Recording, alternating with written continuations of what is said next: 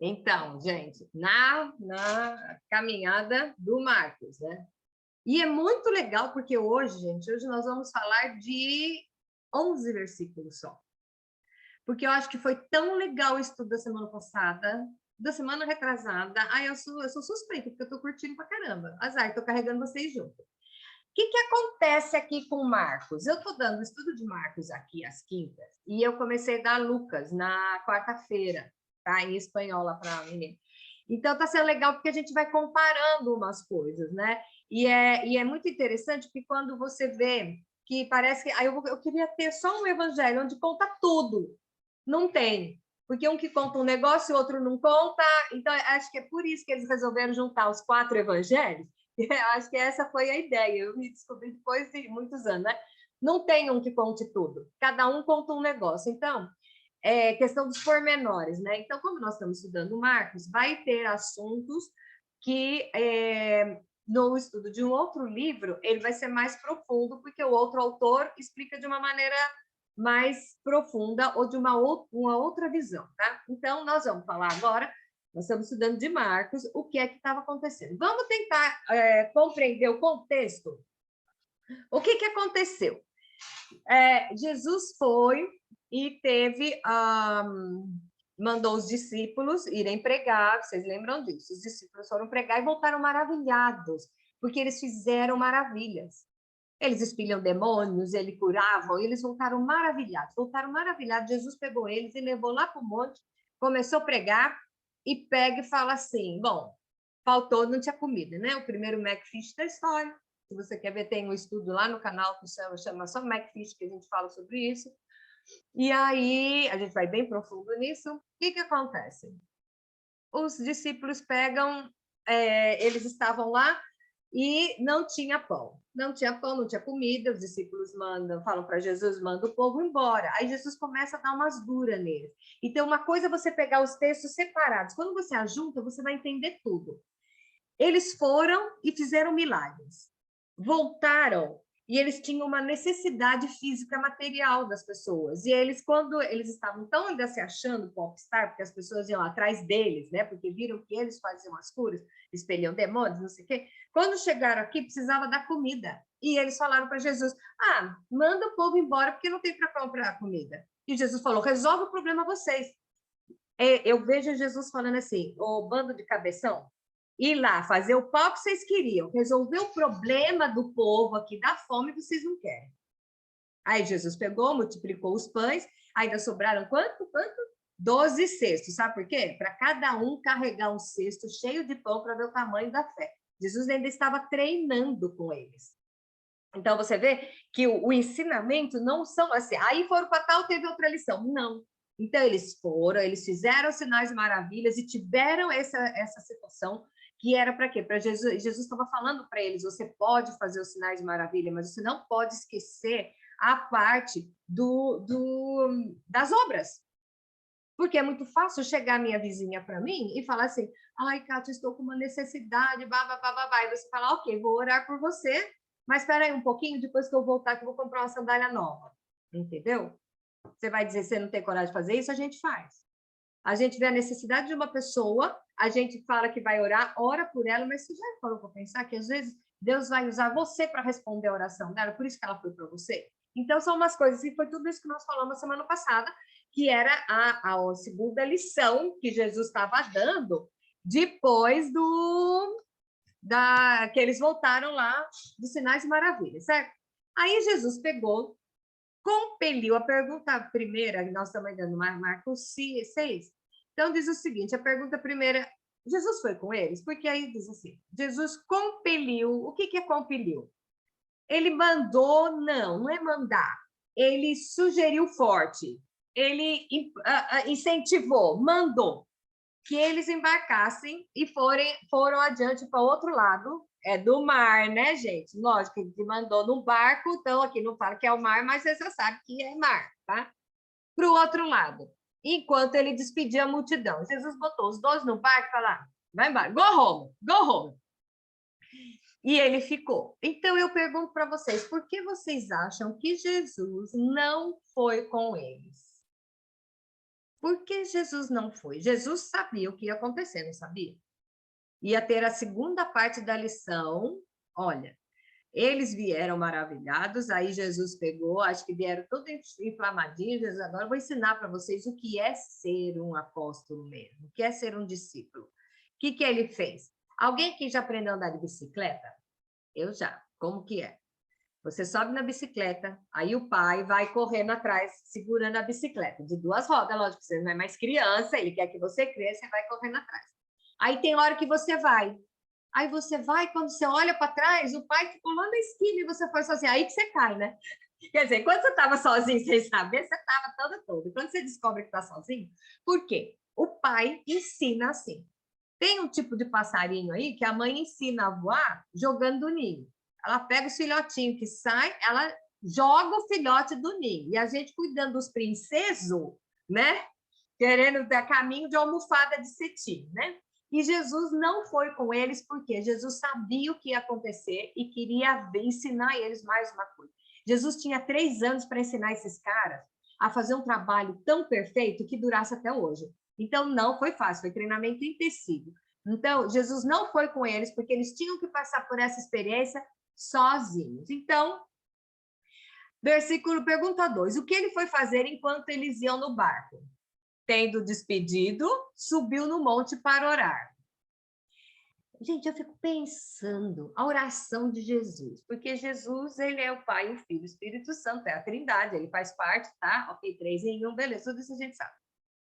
Logo a seguir, eu acho que ele estava orando pelos discípulos. Assim, né? Pai, e aí? Agora eu sei o que vai acontecer, que eles aprendam a lição dessa vez. Eu fico imaginando, gente, a minha cabeça louca, assim, fico imaginando como é que será que Jesus orava, né?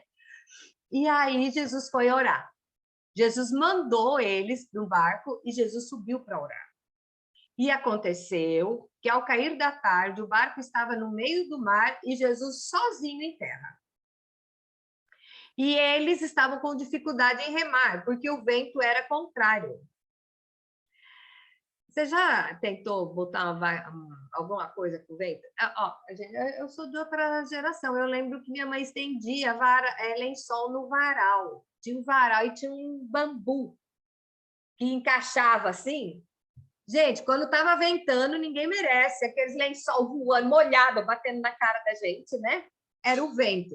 Então, eu detestava. E minha mãe dizia, tem que pôr no vento, porque seca mais rápido. Pô, eu fico embrulhada, que nem um fantasma nesses lençol, né?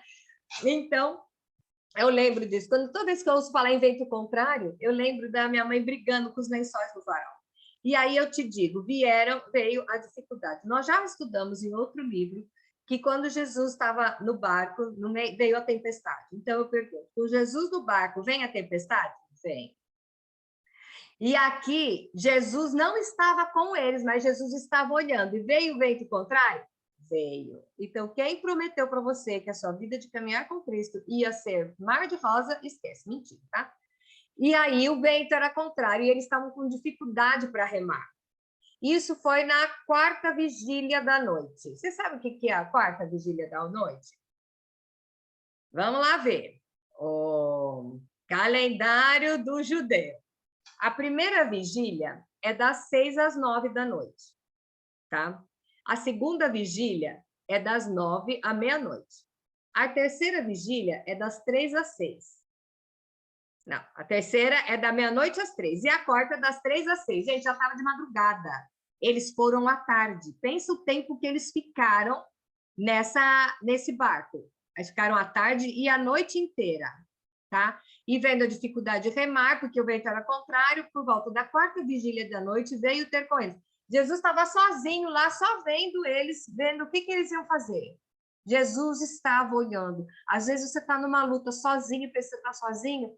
Se Jesus não está dentro do seu barco, ele está lá na terra olhando para você. E ele vai te socorrer na hora que não der mais, entendeu? Ele, sabe, teste. Às vezes você está sendo testado, você não está abandonado, você está sendo testado a botar em prática tudo que você aprendeu, ok? Vamos lá, voltando ao estudo aqui, senão aí a gente já vai voando, né?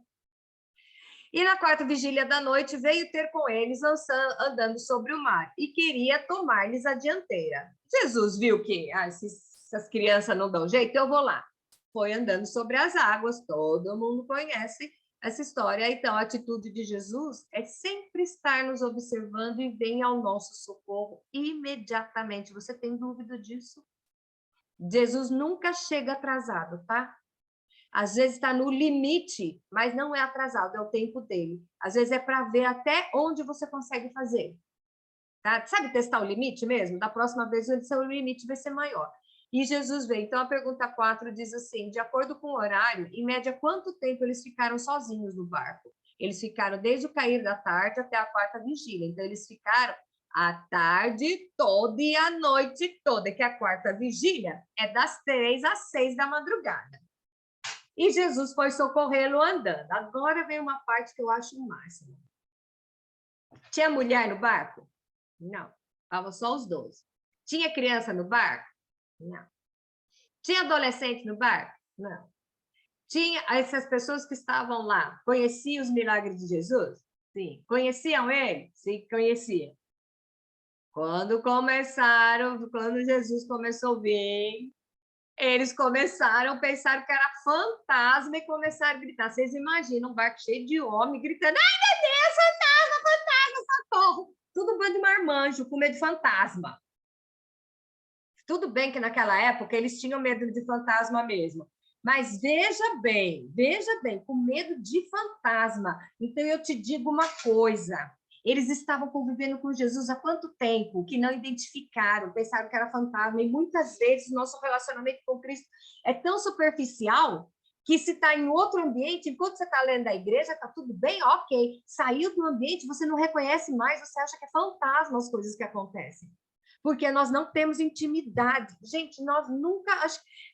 Não tem alguém que tenha intimidade perfeita com Cristo. Sempre você pode ter um pouquinho a mais, sabe? Então, é questão de identidade mesmo. Se você conhece ele e se você tem intimidade de conviver, você vai reconhecer em todas as obras. Veja bem, eles já sabiam tudo que Jesus fazia. Eles viram Jesus andando sobre o mar e eles pensaram que era fantasma. Então, não se sinta mal assim, né? Não se cobre se você também entrar numas de não reconhecer, mas pegue esse exemplo e vamos conhecer. E aí você me pergunta, que nem a mexicana me perguntou ontem, e como eu faço para ter um nível de intimidade com Deus? É convivendo. Mas como eu vou conviver? É todo dia. Quantas vezes você alimenta o seu corpo por dia? E quantas vezes você alimenta a sua alma por dia? Quantas vezes você tira o texto? A maior parte das vezes, Deus pode falar com você em alta voz, ok, usar uma pessoa para falar, tudo bem, ele faz. Mas a maior parte das vezes que ele fala conosco é pela Bíblia. Então, até eu falei para a menina, não foi ontem, foi hoje, eu falei para ela o seguinte, separa quanto tempo você dirige até o seu trabalho? Ah, eu dirijo 15 minutos, antes de sair da sua casa. Pegue um texto, nem que seja um versículo, leia aquele versículo e vai, esses 15 minutos, vai pensando, o que eu vou adaptar isso na minha vida? Por que será que Deus está falando comigo isso? Será que isso tem a ver? Será que isso não tem? E medite, desenvolva o hábito de meditar na palavra. E a gente, eu vou falar para vocês, eu estou falando para mim, muitas vezes a gente deixa a mente distrair. E eu fiquei até mais consolada um pouco, porque eu estava ouvindo um culto, uma mensagem da Joyce Meyer, e ela falou para mim que um dia ela descobriu que tinha uma mulher na igreja dela que orava 1 hora. Ela falou, eu sou uma pregadora da palavra, eu vou ter que orar meia hora. Assistiu o quarto de guerra, né? Pegou, fez o quartinho lá, entrou, botou uma almofada, um copinho de água, um papel com a caneta, um relógio, foi orar. Fechou o olho de joelho, disse que orou pela família, orou pela igreja, orou pela missão da Índia, orou por todo mundo, falou, nossa, agora orei mesmo. Aí ela fala, quanto tempo vocês acham que eu orei?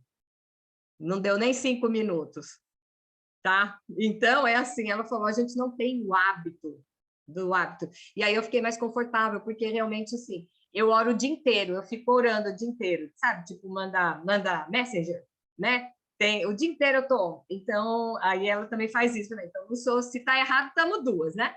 Mas o que tempo de qualidade você tem para sentar e, Senhor, fala comigo. Para você ter intimidade, para quando aparecer na sua frente, você não ficar gritando achando que é fantasma. E, na verdade, Jesus vindo te socorrer.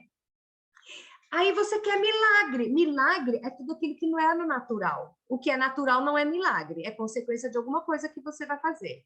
tá? Então, ai, Senhor, é tão comum você ver, eu preciso de um milagre. O milagre é só quando chega no extremo, mas você não quer chegar no extremo para ver o milagre.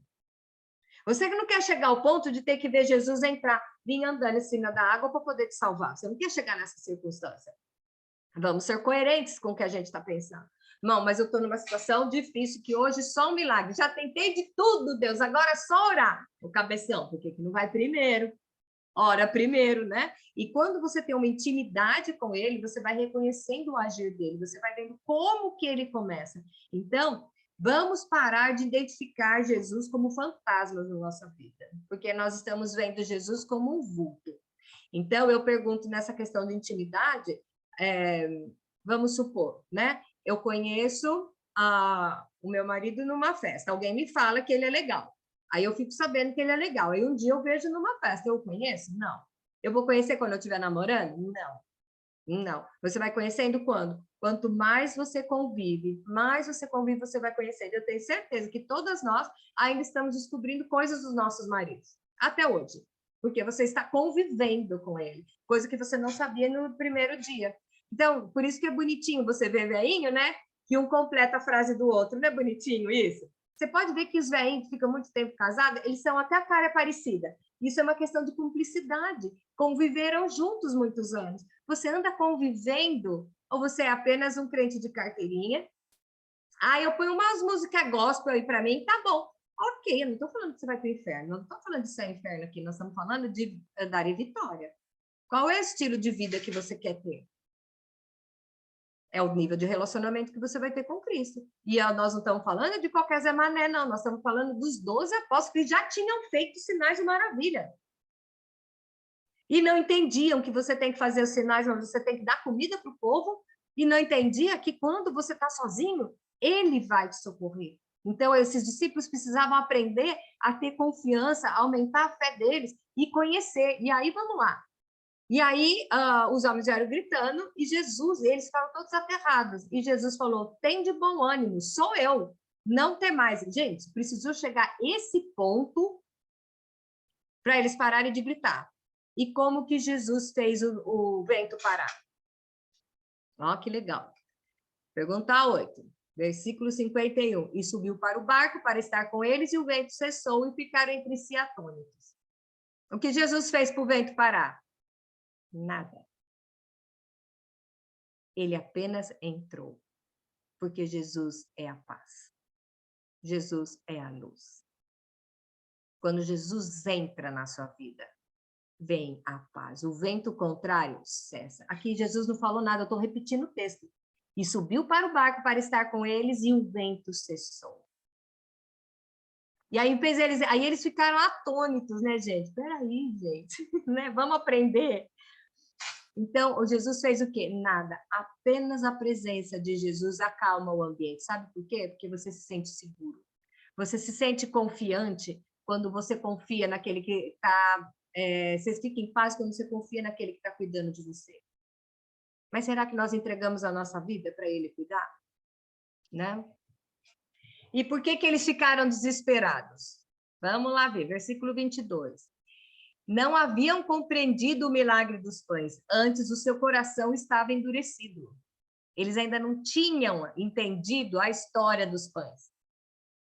Tá? E aí, depois dos milagres, né? A multiplicação dos pães e agora a fé. Eles estavam sendo treinados. Pergunta 10. A quem o povo reconheceu quando seguia? Aí agora já mudou, porque antes o povo seguia os apóstolos, né? E agora Jesus já estando do outro lado, chegando em terra, em Genezaré, onde aportaram, saindo do barco, logo o povo reconheceu Jesus. E percorrendo toda aquela região, traziam os leitos e enfermos para onde ouviam que ele estava. Olha que legal que nós vamos ver agora, para quem não pegou o estudo da mulher que sangrava lá do Jairo, que é no Marcos 5. O que aconteceu?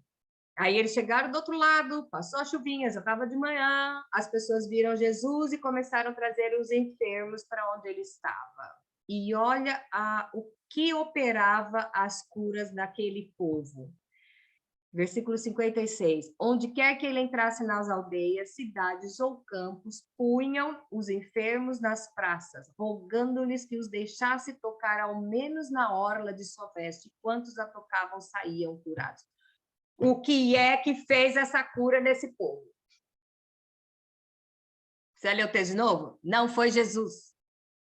Era a fé das pessoas. As pessoas pediam, deixa eu pelo menos tocar em você. Com certeza ouviram a história lá da mulher que sangrava, né? Porque foi bem por aí, né? E a quantos a tocavam saíam curados. Jesus é a cura. Jesus é a paz. Jesus é a luz. É a melhor companhia que você pode ter. E por que que a gente deixa de lado? Porque, gente, eu estou falando para mim. Por que que no meio de uma luta, de um problema, eu vou resolver? Eu estou com um dilema agora que eu resolvi entregar para Deus. Gente, tão atrasado. 8 anos eu resolvi entregar para ele que resolver. Vamos ver se eu consigo, porque eu quero ajudar Deus, entendeu? A gente quer ajudar para Deus. Ó, eu não vou mais me intrometer nessa história, tá? Porque eu me acho, né, que eu posso ajudar ele. E tem tanta criancinha passando fome na África, né? Deixa que isso aqui eu resolvo. Só dou cabeçada, estava não dando certo. Então, o que acontece? A presença de Jesus curava as pessoas. A presença de Jesus acalmou a tempestade. Ele multiplicou os pães. É a melhor companhia que você pode ter ao seu lado. Então, a pergunta aqui é o seguinte: qual é o meu nível de intimidade com Cristo? Ao ponto de identificar sua voz, ao ponto de identificar uma sombra e saber que é dele, não pensar que é fantasma, e ao ponto de ficar tranquila sabendo que se ele está por perto, tudo vai acabar bem.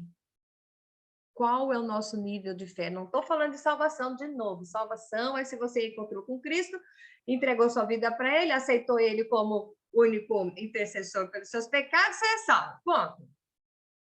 Mas você encontra com Cristo só para ir morar na glória? Jesus veio para que a gente tenha vida em abundância, que é caminhar em vitória. Você só vai caminhar em vitória e ter paz se você tiver intimidade com ele e ele estiver ao seu alcance. Às vezes ele não está dentro do barco, mas ele está lá no monte olhando a tempestade, esperando para ver como é que você está lá, se sai sozinho. Você não está abandonado. Jesus prometeu que estar contigo todos os dias até a consumação dos séculos. Então, mesmo que o seu barco esteja na água com vento contrário, ele está olhando. E antes de você sucumbir, ele vai, nem que seja caminhando em cima das águas para te socorrer.